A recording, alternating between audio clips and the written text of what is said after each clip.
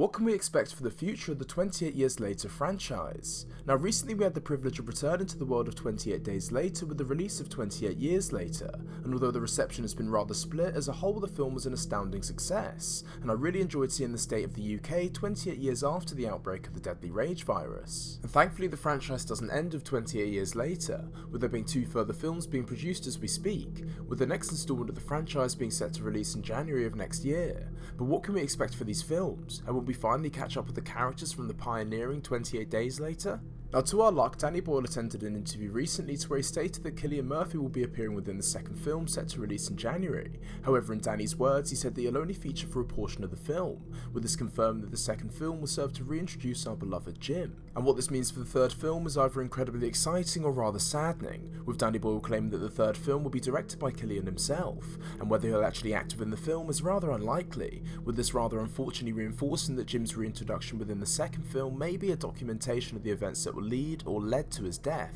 with Jim's reappearance potentially taking place in an entirely different time to the events of 28 years later, as within 28 years later it's almost unbelievable to think that Angus Neal isn't portraying an infected Jim from 28 days later, and considering that Danny Boyle confirmed that he'd only feature for a portion of the next installment, there's a chance that this reintroduction may be shown in a sort of flashback sequence, and this makes sense considering that the focal point of the next 2 films won't be centered around Jim, but nevertheless we won't know for sure until the film's release, but one thing I do know is that I'm extremely excited for the future of the trilogy. Well, I hope you guys enjoyed, and I hope you guys have a great rest of your day, evening, whatever, and BanMan out.